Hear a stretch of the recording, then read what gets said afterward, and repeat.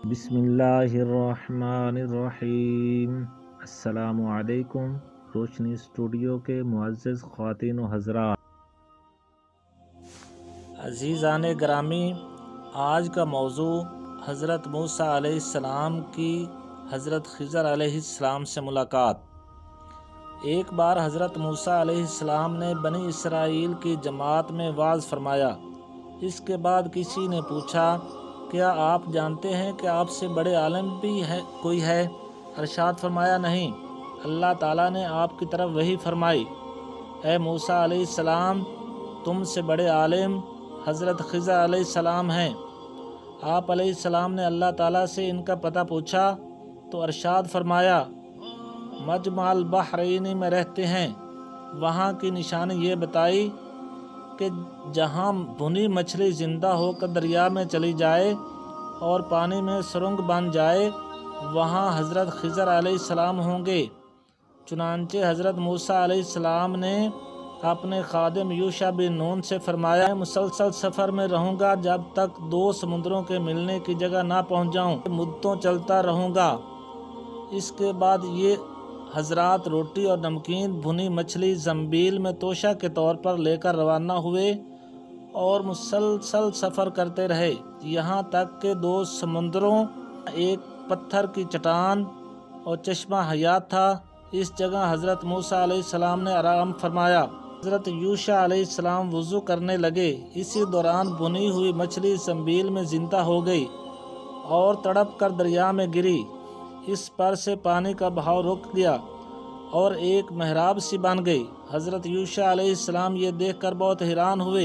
حضرت موسیٰ علیہ السلام بیدار ہوئے تو آپ علیہ السلام کو ان سے مچھلی کا واقعہ ذکر کرنا یاد نہ رہا۔ وہ دونوں اس جگہ سے گزر گئے اور چلتے رہے، یہاں تک کہ دوسرے روز کھانے کا وقت آیا تو حضرت موسیٰ علیہ السلام نے اپنے خادم سے فرمایا، ہمارا صبح کا کھانا لاؤ، بے شک ہمیں اپنے اس سفر سے بڑی مشقت کا سامنا ہوا۔ اس کے بعد جب تک مجمع البحرین پہنچے تھے پیش نہ آئی تھی، اور جب منزل مقصود سے آگے بڑھ گئے تو تھکن اور بھوک معلوم ہوئی۔ حضرت موسیٰ علیہ السلام کے یہ فرمانے پر خادم نے معذرت کی اور یہ کہا، سنیے، جب ہم نے اس چٹان کے پاس ٹھکانہ بنایا تھا تو بے شک میں مچھلی بھول گیا تھا، وہ مجھے شیطان ہی نے اس کا ذکر کرنا بھلا دیا۔ مچھلی نے سمندر میں اپنا راستہ بڑا عجیب بنایا۔ حضرت یوشع بن نون علیہ السلام کی بات سن کر حضرت موسیٰ علیہ السلام نے فرمایا، یہی تو ہم چاہتے تھے۔ اس کے بعد وہ دونوں اپنے قدموں کے نشانات کی پیروی کرتے ہوئے واپس لوٹے، اور جب وہ دونوں بزرگ واپس اسی جگہ پہنچے تو جہاں انہوں نے اللہ تعالیٰ کے بندوں میں سے ایک بندہ پایا جو چادر اوڑھے آرام فرما رہا تھا۔ یہ حضرت خضر علیہ السلام تھے۔ حضرت موسیٰ علیہ السلام نے ان سے فرمایا، کیا اس شرط پر میں تمہارے ساتھ رہوں کہ تم مجھے وہ درست بات سکھا دو جو تمہیں سکھائی گئی؟ صحیح بخاری شریف کی حدیث میں ہے، جب حضرت موسیٰ علیہ السلام نے حضرت خضر علیہ السلام کو دیکھا کہ سفید چادر میں لپٹے ہوئے ہیں تو آپ علیہ السلام نے انہیں سلام کیا۔ انہوں نے دریافت کیا کہ تمہاری سرزمین میں سلام کہاں؟ آپ علیہ السلام نے فرمایا کہ میں موسیٰ ہوں۔ انہوں نے کہا کہ بنی اسرائیل کے موسیٰ؟ آپ نے فرمایا، جی ہاں۔ پھر حضرت موسیٰ علیہ السلام نے ان سے کہا، کیا اس شرط پر میں آپ کے ساتھ رہوں کہ آپ مجھے وہ درست و حق کی بات سکھا دیں جو آپ کو سکھائی گئی؟ حضرت خضر علیہ السلام نے حضرت موسیٰ علیہ السلام کو جواب دیا، آپ میرے ساتھ ہرگز نہ ٹھہر سکیں گے، اور آپ اس بات پر کس طرح صبر کریں گے جس سے آپ کا علم محیط نہیں۔ حضرت خضر علیہ السلام نے یہ اس لیے فرمایا کہ وہ جانتے تھے کہ حضرت موسیٰ علیہ السلام کو کچھ ناپسندیدہ اور ممنوع کام دیکھنا پڑیں گے، اور انبیاء کرام علیہ السلام سے ممکن ہی نہیں کہ وہ ممنوع کام دیکھ کر صبر کر سکیں۔ حضرت موسیٰ علیہ السلام نے فرمایا، اگر اللہ چاہے گا تو ان قریب آپ مجھے صبر کرنے والا پاؤں گے، اور میں آپ کے کسی حکم کی خلاف ورزی نہ کروں گا۔ حضرت خضر علیہ السلام نے فرمایا، تو اگر آپ کو میرے ساتھ رہنا ہے تو مجھ سے کسی شے کے بارے میں سوال نہ کرنا جب تک میں خود آپ کے سامنے اس کا ذکر نہ کر دوں۔ اس کے بعد حضرت موسیٰ علیہ السلام اور حضرت خضر علیہ السلام کشتی کی تلاش میں ساحل کے کنارے چلنے لگے۔ جب ان کے پاس سے ایک کشتی گزری تو کشتی والوں نے حضرت خضر علیہ السلام کو پہچان کر بغیر معاوضہ کے سوار کر لیا۔ جب کشتی سمندر کے بیچ میں پہنچی تو حضرت خضر علیہ السلام نے کلہاڑی کے ذریعے اس کا 1 یا 2 تختے اکھاڑ ڈالے۔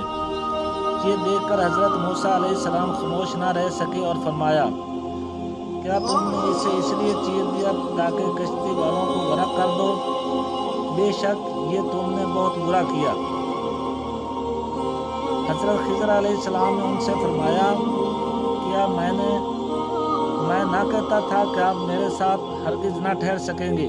حضرت موسیٰ علیہ السلام نے فرمایا، میری بھول پر میرا مواخذہ نہ کرو اور مجھے میرے کام کی طرف سے مشکل میں نہ ڈالو۔ کشتی سے اتر کر دونوں چلے اور ایک ایسے مقام پر گزرے جہاں لڑکے کھیل رہے تھے۔ وہاں انہیں ایک لڑکا ملا جو کافی خوبصورت تھا اور حد بلوغ کو نہ پہنچا تھا۔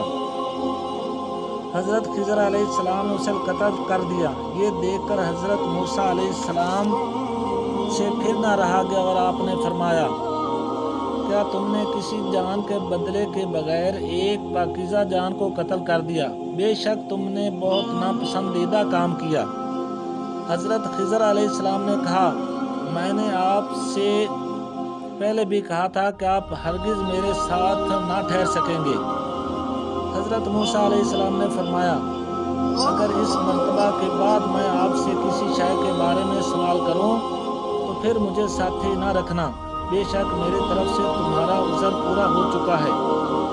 اس گفتگو کے بعد حضرت خضر علیہ السلام اور حضرت موسیٰ علیہ السلام چلنے لگے، یہاں تک کہ جب ایک بستی والوں کے پاس آئے تو ان حضرات نے اس بستی کے باشندوں سے کھانا مانگا۔ انہوں نے ان دونوں کی مہمان نوازی کرنے سے انکار کر دیا۔ پھر دونوں نے اس گاؤں میں ایک دیوار پائی جو گرنے والی تھی، تو حضرت خضر علیہ السلام نے اپنے دست مبارک سے اسے سیدھا کر دیا۔ یہ دیکھ کر حضرت موسیٰ علیہ السلام نے فرمایا،